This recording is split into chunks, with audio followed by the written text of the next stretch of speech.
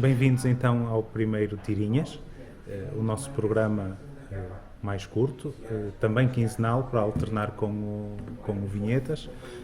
O tema de hoje é no seguimento de um tema que já fizemos, que é o Comics The Aliens, a série Aliens, baseado no filme Alien do Ridley Scott.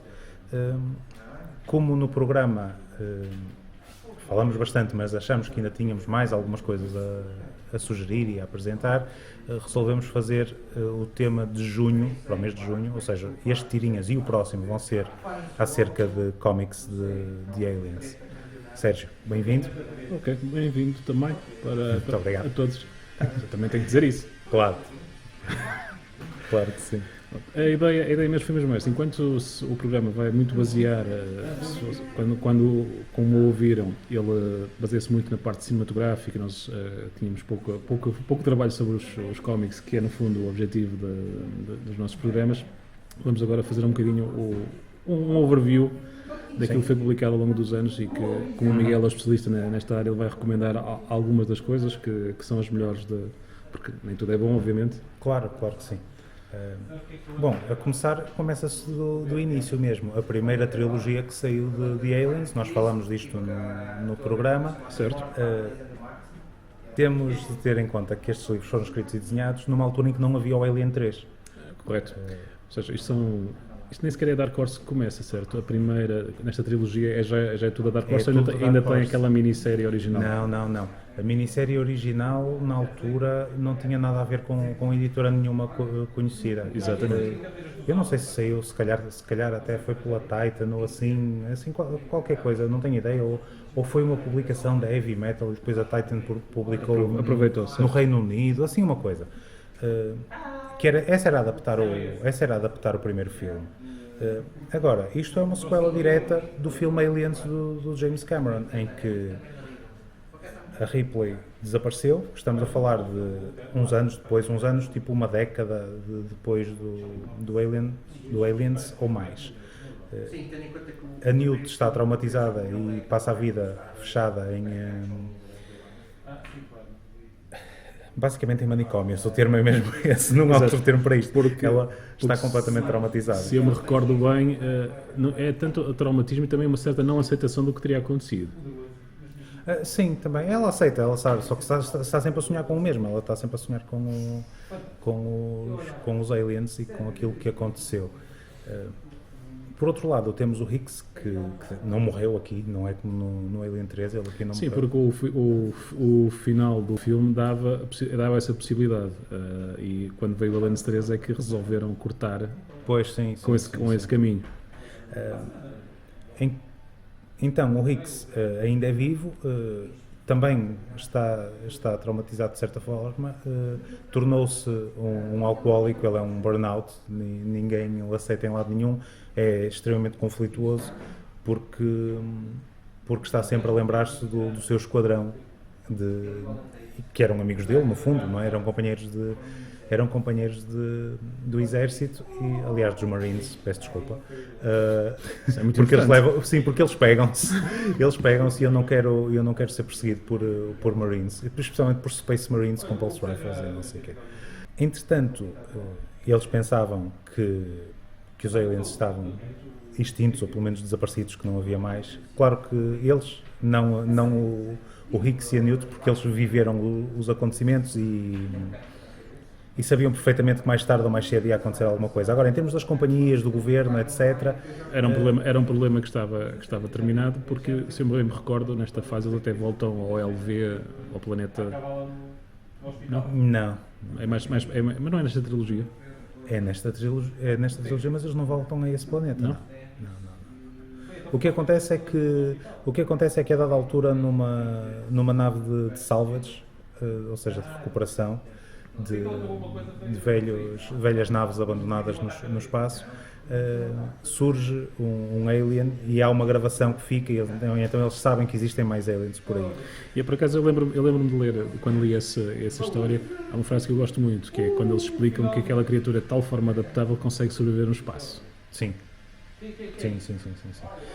Até porque eles explicam que até o próprio ato de nascimento do alien, a partir do momento em que uma pessoa está infectada, pode ser controlado pela criatura quando é uma oportunidade para espalhar, para se propagar a raça. Ou seja, imaginemos uma pessoa que está num sítio onde há muitos aliens. O alien que lá está dentro pode demorar mais a sair à espera que a pessoa saia daquela zona, para que a espécie se propague. Entretanto, esta história, não vamos estar aqui a contar a história toda, ela tem seguimento em mais 2 livros, que é o volume 2 e depois o Earth War, volume 3. No volume 2 temos a arte do Denis Bouvet, que é qualquer coisa de fabuloso. Por acaso é uma arte que fica, a edição inicial é preto e branco? Não, isso é no primeiro. No primeiro? No primeiro, no segundo não. No segundo é totalmente a cores. É pintado. É arte pintada mesmo. No primeiro é que é preto e branco, sim, mas diz o que não, mas estava a dizer, ou seja, isto é numa fase que a Dark Horse, pelo menos nesta primeira fase, isto é uma crítica que eu fiz à Dark Horse nos primórdios, eles não gostavam tanto em bons desenhadores, mas nos primeiros Aliens eles tiveram esse cuidado. Sim. Por exemplo, noutras franquias que eles na altura exploravam, como o próprio Terminator e até mesmo Star Wars, que começa uns anos mais tarde, não havia tanto uma preocupação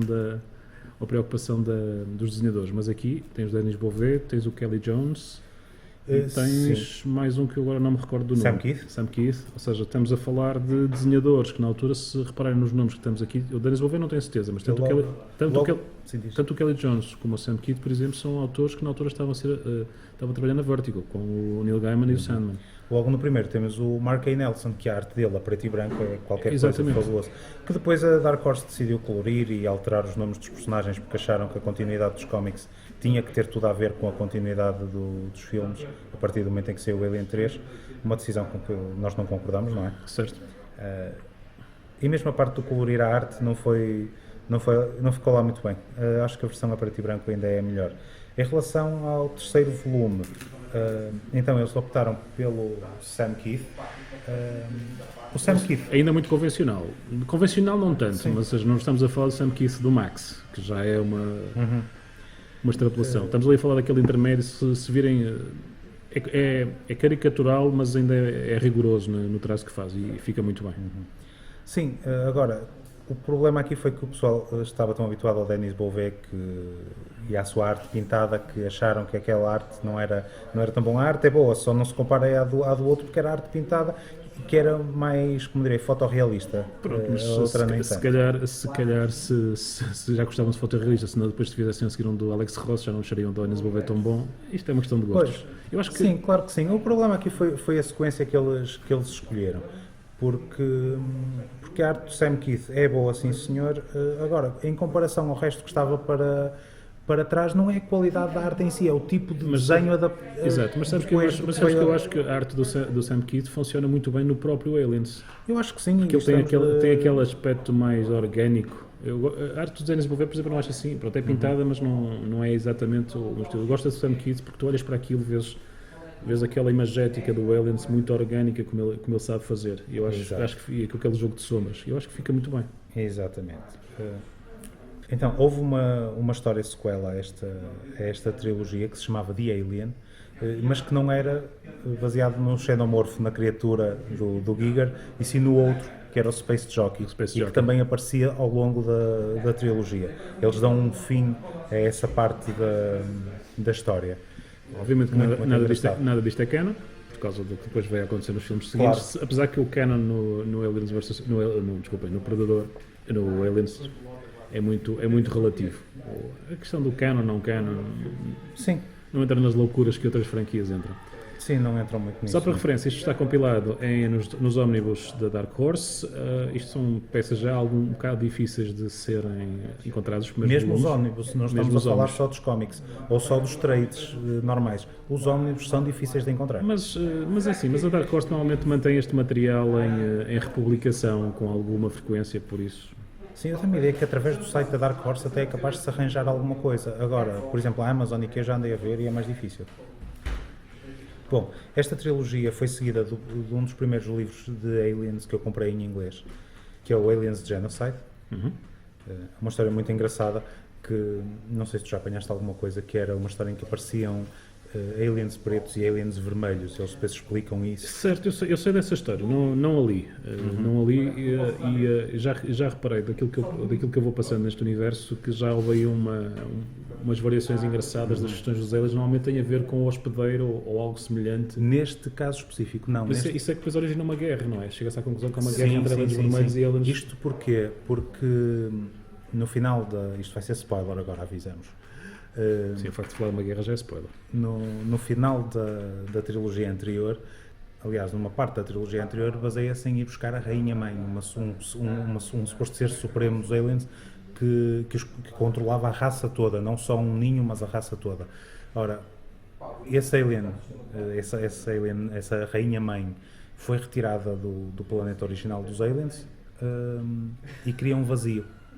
E ao criar esse vazio, depois há ali uma tentativa de alguns dos aliens criarem uma rainha nova, entretanto surge uma no ninho antigo e depois a partir daí a coisa descamba mesmo entre os aliens. No meio disto, claro, temos humanos que vão ao local tentar buscar uma coisa que é introduzida nos cómics, que é a geleia real, que serve para um sem número de coisas. Não só aumenta as capacidades físicas do ser humano, como é uma droga, porque é um vício. Ao mesmo tempo, torna as pessoas muito mais agressivas e conseguem perder o controle. Há uma cena engraçada neste livro do Genocide, que é um sujeito a correr e que usa essa droga, que inicialmente se chama Xenozip, depois é alterado para Fire, não sei a propósito de quê, mas alteraram para Fire. E o que é engraçado é que ele toma aquela droga baseada na geleia real para ganhar a corrida, no fundo. O problema é que ele ganha a corrida, só que depois não para de correr, mesmo quando tem paredes à frente. Claro que o resultado... não conseguia trepar como os aliens, não é? Não, ele nem tenta trepar, ele corre sempre em frente e à velocidade a que ele vai, ele estatela-se e pronto, e vai desta para melhor, que é mesmo assim.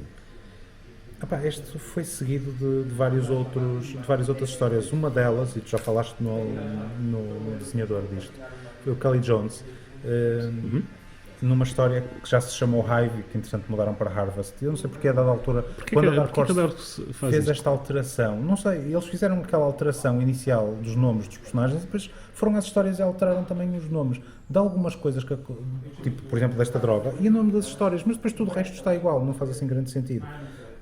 O Harvest também está muito engraçado, aconselha-se pela arte do Kelly Jones e por introduzir um alien android, ou seja, há um sujeito que cria um alien android para se infiltrar no ninho dos aliens e isso é um conceito engraçado. Ir buscar geleia real. É aproveitado mais tarde noutro sentido este conceito.